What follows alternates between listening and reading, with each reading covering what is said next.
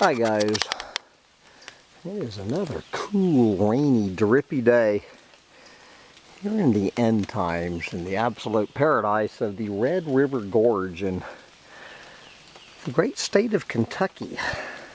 This is my day 3 in the absolutely gorgeous Red River Gorge. Never heard of this place my entire life, and it's already starting to grow on me. And you know, this forest, I mean, this is as beautiful as anything I ever saw in the Amazon jungle. The Appalachian Mountain Forest, which isn't quite as healthy as it appears to be, apparently, but it is still gorgeous. And just, you know, walking through here, I'm about I hear I'm about 40 or 50 miles from these mountaintop removal projects where these goddamn planet eaters are, you know, to get to this coal to burn so we can take the planet Venus, you know, literally blowing the tops off of mountains and sending the tops of the mountains down into the bottoms of the mountains, you know, where these very rich, biologically diverse streams at the bottom.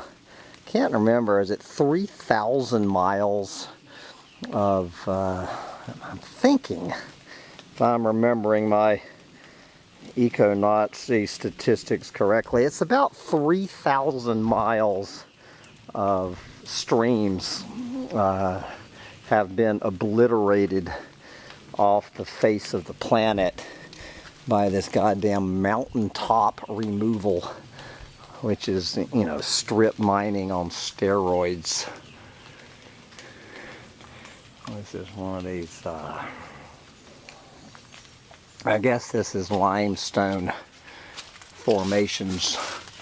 How about that for you space alien people? So apparently, I guess there's no coal here, or this mountain that that I'm walking alongside would have been just blown off the face of the planet. And of course, this is the same thing that's going on with the tar sands and pretty much any other of these extractive industries. So this is what is known as overburden. This term overburden, you know, it is a burden. The biosphere, the delicate eggshell wrapper of this whole planet. Perhaps, I can't imagine there's any more beautiful, perhaps the single most beautiful sacred thing ever developed in the universe, certainly in this solar system, is a burden. It is a burden over the top of this planet-eating shit that these greedy motherfuckers are after, and that every single one of us support in our daily lifestyle and consumer choices. We sit here and deny it and act like we don't. You know, we are the ones feeding the machine. Every day we feed this, you know, this insatiable monster called global industrial civilization. And this right here is the overburden. It is what is standing in the way between the human, the cancer cell of the human, and our host. You know, to eat our host, we simply have to get rid of this. It has to go. This has to go to support global industrial civilization and 7.6 billion and growing number of people. As more and more people come onto this planet, as more and more of those people climb out of poverty, this is more and more of this overburden that is going to be obliterated off the face of the planet, taking every single thing that depends on this overburden for their survival down with it. So, you know, we can get to shit like coal and tar sands oil. Good God, you know, these silver dollars that are supposed to save your old depressed collapsitarian from economic and social collapse. I can imagine what that silver mine looked like.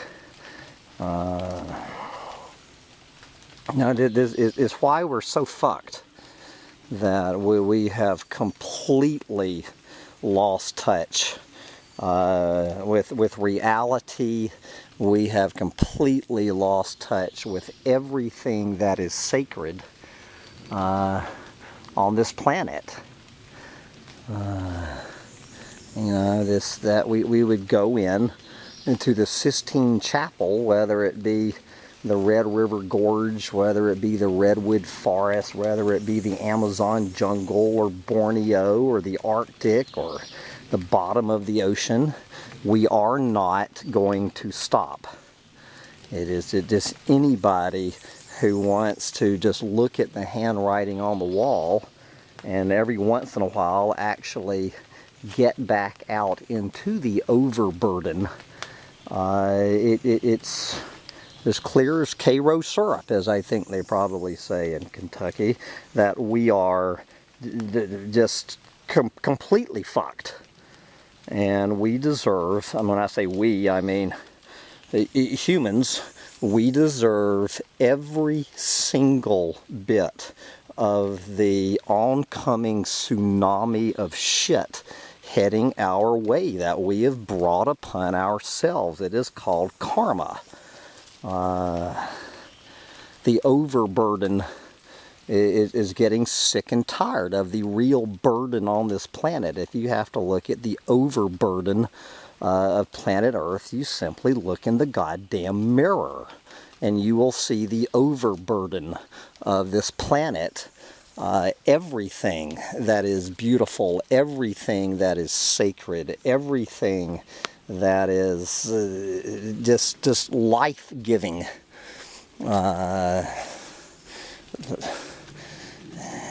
You know, if you want to see the single biggest threat to this planet in the last 65 million years.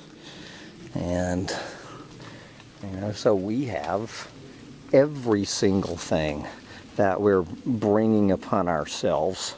We deserve every goddamn bit of it. We deserve the burning lake of fire. We deserve the brick wall. We deserve the cliff we're going over. But you know, of course, who does not deserve it is every other species of earthling that we share the overburden with. Every single time we take another species off the planet. You know, the karmic debt just builds up. And just, you know, just facing this absolutely horrific truth that what we are doing or have done, and you know, it's built into the cake. I mean, it's just a truth with a capital T. It is a horror with a capital H that nobody wants to go there. This is why the eco-Nazi, the few of us on the planet who have faced up to this, are the single most despised group of humans on the planet, because we are willing to go there. We are willing to say that it's fucking time for humans to go. We need to go. And the sooner that we go, the sooner that the rest of the planet can start healing. from this insult to it, and just figuring out how to spend the rest of your life once you come into this knowledge, and once you come down to this rabbit hole. It's, what do I do with the rest of my life? You know, we are both the most cursed and on one level the most blessed, as folks like Treebeard will tell us, that in some ways, you know, this is a great blessing to be the you know, the last of the Mohicans, as it were, to watch this. We are witnessing the single biggest story in the history of humanity unfolding before our eyes. And where do you want to witness it from? You know, this is the choice. Do I want to witness the collapse of a planet from a beautiful 4-bedroom, 3-bath home with a 2-car garage in South Austin, Texas, making $100,000 a year selling real estate and flipping houses for clueless fucking morons? Or is this how I want to spend more of my life? I choose to spend more of my life walking around in this absolute cathedral. There is nothing that humanity has ever produced, ever will produce, that begins to, you know, to compare to that fern right there. And we have gone into, you know, we are the Visigoths sacking the castle. This is our castle. This is our cathedral. This is what humanity has been blessed with, and we call it overburden, to get rid of, so we can get to all of this stuff underneath, so we can support this completely broken, unsustainable, clinically insane model. And so you know, once again, people at my, you know, my own lovable, clueless friends in Austin, Texas, just absolutely flabbergasted what I have done with my life to choose to walk away from what 99% of this planet would consider the perfect life. The beautiful home, the car and the truck in the garage, you know, the $17,000 deck, the 2 tree houses, you know, all coming from a $22,000 credit card bill at Home Depot. And, you know, just consciously walking away from that, pulling your head out of your ass, and understanding your own blame and guilt, you know, and to walk away from empire. And this is what's waiting for me. And the reason that, shall we say, my 300 clueless, lovable friends in Austin, Texas, probably every one of them who would consider themselves an environmentalist, think I've lost my fucking mind by the choices I have made. And I noticed that virtually not one of them, well, maybe one of them, has ever spent more than 10 minutes out here in places like this. You know, that's why they don't understand it. And you know, what am I doing with my life? Well, obviously I'm reporting, I am chronicling the collapse of the planet. But what I'm doing with my life, in case maybe a few of you are figuring it out, I am holding myself up as an example. of you know, if you choose to walk away from this shit. And I still have a long walk to go. As I have reduced my carbon and environmental footprint on this planet by about 90%, but I still have probably 5 times the footprint of your average sub-Saharan African. And this is why we have 60 million sub-Saharan Africans heading to Honkyville, because they want to chase the, you know, the European and the American model. So I'm just offering myself up as an example of somebody who has walked away from that shit and let go of the bank and let spirit take me on down the current. And it's been a mixed bag. I've been saying it's certainly been a mixed bag, but you know, it's moments like this that make it all worthwhile. I won't get into my whine that it would be nice to have some little doomer chick walking beside me.